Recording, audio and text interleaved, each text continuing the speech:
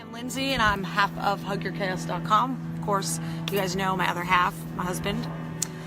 And we're the founders of Hug Your Chaos. And today, I don't know, for those of you guys that follow our YouTube channel or our Facebook channel here on our Facebook page here on Facebook, clearly, you guys know that we post a minute-long motivational video each morning. And today's minute was really about owning your story, right? So let's talk about the secret to everything, you guys. The secret to everything is owning your story. You guys, the secret to everything is taking fucking responsibility. When we deny the story, it defines us. When we own the story, we can write a brave new ending, because that is absolutely it. Those of you guys who have read Fractured, my book, you know that I spent years, 30 years, running away from my story and trying to separate from myself from my story and trying to not be my story, right?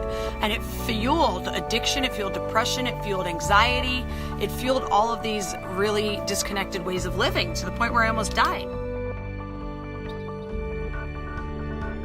This isn't, it's never about blaming, and it's never about attacking anyone, right? We're not here to blame where we've come from. We're here to look at where we've come from, and this is the difference between owning your story and denying your story. So a lot of times when we're caught up in denying our stories, guess what we're caught up in? We're caught up in blame. We're caught up in worrying about whose fault it is, and it's usually worrying about how it's everybody's fault but our own. As a child, say that I was emotionally abused or sexually abused, right? If I then go through my whole adult life feeling shame around that event, around that abuse, I'm translating that abuse to mean that I am inherently bad as a person, and there is something inherently worthless about me as a person because of that thing that happened to me. So the problem with this is that we spend all this time running away from and denying our story because we feel like there's something wrong with us for our story. So how many of you guys look around your lives, right? And you're not living the life that you want. You know, your life is not all that it could be. You're not living your goals. You're not living your dreams. You're just sort of existing like, yeah, maybe you got a job, maybe you're in a relationship, but the job isn't the job that fulfills you. Maybe it pays okay, but you're not coming home fulfilled and happy. And yeah, you could make do with it, but it's not what you would want if anything was possible. How many of you guys right now are stuck between that rock and that hard place of saying, like, it could always be worse, it's not that bad, I should just be grateful for what I have, right? How many of you guys are stuck between that rock and that hard place? The trick is stepping aside, getting your mind out of it, taking responsibility, and then taking action. Because guess what happens when we take responsibility for something? And this goes back to that conversation we were talking about a few weeks ago in the owning versus renting your life. When you're renting your life, you're not here to take any responsibility. You don't even know that you can take any responsibility. Like when you rent an apartment, you gotta ask permission if you can paint the walls, right? You gotta ask permission if you can rip up the nasty, ugly carpet that's been down for 50 years. You can't just do it. Or maybe you don't wanna just do it because then you know when your lease is up and you move out, you gotta now leave that carpet behind for the next person. So you guys, that's an analogy for life, right? That's an analogy for life. So where in your life are you allowing that same thing to just play out and keep playing out? And you're looking at your life like it's that 50-year-old carpet, and you're like, Jesus fucking Christ, will my landlord please come and replace this carpet? And then you're sitting there and you're like, well, shit, there is no landlord because this is my life and I'm ultimately responsible for it. So guess what happens then? Then we got to take some action, because when we look at something, we take responsibility. That means we take ownership over it. And with ownership and responsibility comes action.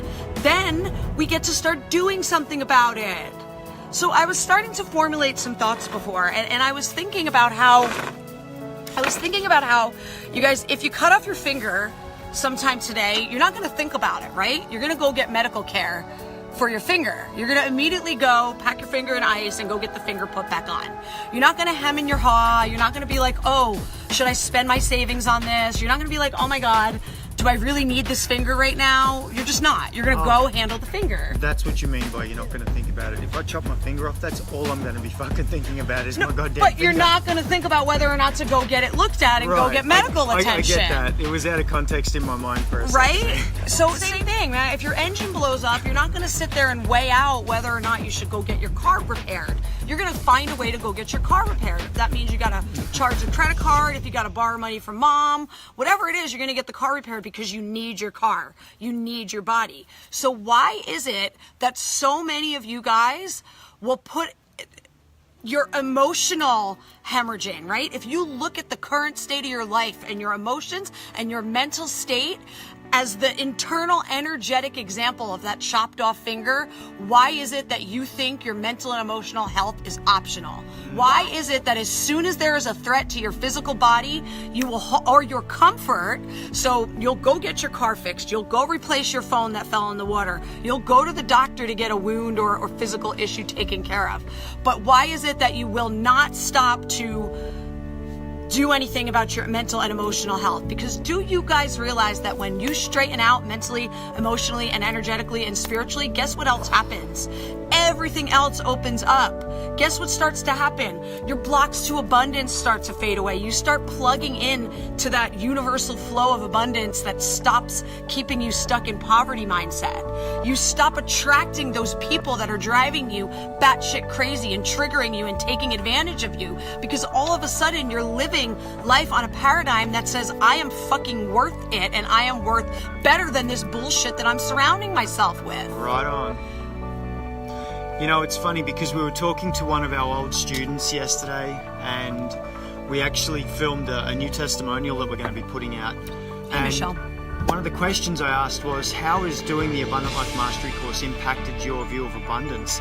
And she said, you know what? Something along the lines of, I never even had a fucking license until I started, like a driver's license until I started Abundant Life Mastery. Now I own a brand new car and it's less than 6 months after finishing the program. Total mind shift, guys. Shit changes really fast if you change your view of the world really fast. That's how it works. And I want to share one more thing with you, if that's all right. Yeah. Very cool.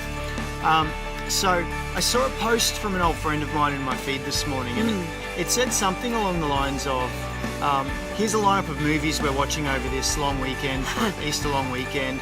Beers, pizza, movies, this is what we're doing. Come over. You know, just general shout out to friends. And I thought, that's cool. I used to enjoy doing that when I was like 18. You know, I used to enjoy doing movie marathons with beer and pizza and mates. But it got me thinking, right? No judgment to the person that cast this out. But the thing that I was thinking was, I wonder if he loves his life. I wonder if he enjoys what he does. I wonder if he absolutely wakes up every morning, bounces out of bed and fucking plows into his day and gets home each night with a big satisfied grin on his face and goes to sleep. And if not, why is he wasting his 4 fucking days off sitting there drinking beer and watching goddamn movies? Ask yourself, are you owning or are you renting your life?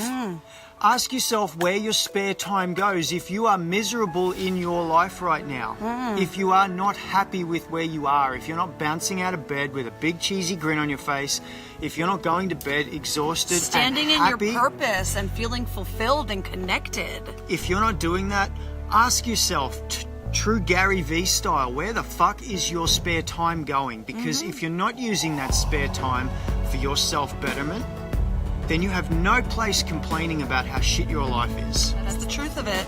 That is the harsh truth of it. And you guys, hug your chaos. You know we're all about 100% real talk all the time. We keep it real. We're not here to feed you fluff. We're not here to, you know, sell you useless objects. We're here to show you that whatever it is that you want to be living and creating in your life is 100% possible.